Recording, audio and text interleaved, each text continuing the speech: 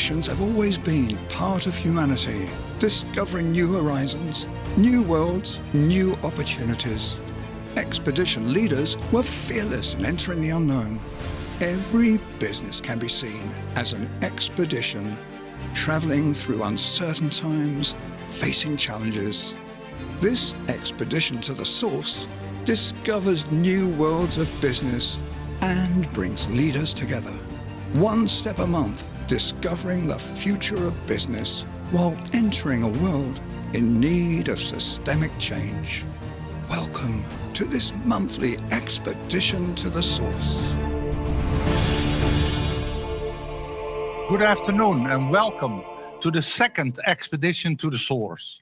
Remember, during the last expedition we discussed courageous leadership. And now younger generations are showing that they can turn businesses and even entire industries upside down. That is why today we want to get inspiration from the next generation. You know, what really inspires me is the power of purpose, married really with the ability for business to change the world. I think, you know, business is still the most powerful tool to create change, probably more powerful than politics, disease, war. But it's if it's only wielded to maximize profit to shareholders, I think then we may lead astray. And as the co-panelists have said just now, you know, people are increasingly more interested in how am I contributing to society through my work or through my purchases or through my actions, and then thinking about economics. You know, can I sustain, you know, my standard of living, or is that product and service reasonable to afford? I think this shift to me is incredibly exciting, and hopefully will happen fast enough to bring in, you know, about enough change to bring the world into balance. What we also see in COVID that the inequalities have only grown, not only within countries, but also over countries. So to make it a sustainable planet for us all, and with emphasis on all, I think that's really a large challenge. And not only for the next generation leaders, I think for everybody who's around today. 7 generations? 7 generations. Let's together, we discussed that yesterday, Leen. Let's think about a planet which, let's think on the 7 generations ahead of us. That's what I learned from indigenous people. They're used to think that way. I'm not used to think that way. I'm starting to learn that, and let's do that together. The thing is, the previous generation has amassed their wealth and their success, and it has made them risk adverse because they're hesitant to stick their neck out and risk everything again. And I think this is the thing with big ideas and big dreams. And yes, start small. I understand what you mean by that, but think really big, because we have huge problems that we cannot wait 20 or 30 years to solve. We have to do it now because the previous generation didn't. And so I think the thing that does maybe get under my skin a little is, indeed, you took your risks in your youth. Now we're trying to take risks, but it's a very risk-adverse investment space. The new ideas and the innovative thinking is misunderstood. Experience is good on the one side because it teaches us a lot on how to get business going. On the other side, it has its downside, its negative side, whereby it creates barriers in our mind, and basically we become risk averse. So I do understand the frustration of Judith. Young people in general and young leaders is that they're able to early detect signals of change on the market and start doing something about it early on. So not only, you know, living for the mission of the organization, which is extremely valid, but also detect early signs of change on the market. And then if we're able then to get into the right conversation with them, then you're able to create a very powerful communication, a very powerful relationship. I'm not very poetic, but I once read a very good poem by Samuel Ullman. He's a poet of more than 100 years ago. And he writes about youth. And he says, I just looked it up, youth is not a time of life, it's a state of mind. And nobody grows old merely by a number of years. We grow old by deserting our ideals. So I think, you know, what we're talking about here is not only the age, but I think it's also the attitude, right? And sometimes you find that youthful attitude more in older people than you find it in younger people. So I think that's what we're talking about, the drive. Well, when I started working, I was very ambitious, and I saw only one way, and it was up. I looked for a mentor that could help me reach management positions, etc.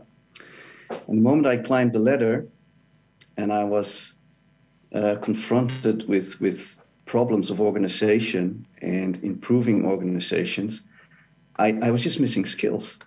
I was missing the skills of good engineers, good operators, financial people.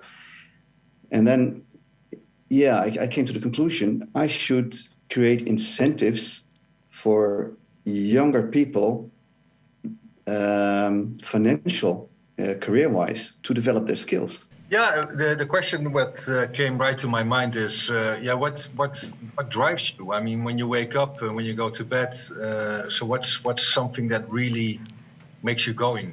What drives you? All right, Leen, back to you. I think it's a very interesting question. That is a very good question. Lex, what drives you? Light year. Climate change. Basically, so what makes our generation probably different from the generation that came before us is that the problem of climate change was apparent. Everybody knew it. So I read about climate change when I was 10, I guess, or 12. And it felt like this daunting, hey, the world is going to collapse or explode or to... And when you read that as a child, that makes a lot of impact. So that sticks with you. Also, when you choose your university and studies, etc. And and to this day, when I hear about all the coral bleaching and the huge problems we're going to have in 10, 15 years' time, we might not have a North Pole in 10 years. How crazy is that? Divide.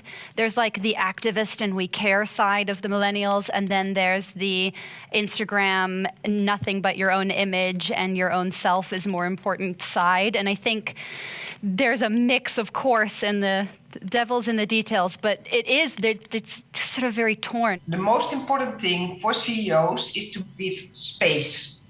And like in the supervisory boards, you can give a chair to someone from another generation and from youngsters, but also space in, for example, lunch meetings, but not only a space in being there, but really listening and doing something with it, and also give youngsters their space to act themselves. So I think it's on different levels. Can you share a little bit how you approach different people from different backgrounds and different generations?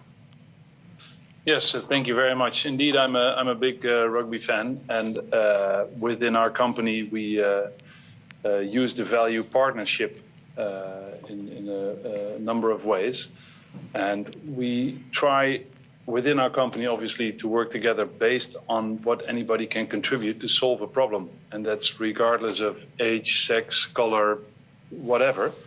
It's just anybody who can contribute to reach a mutual goal.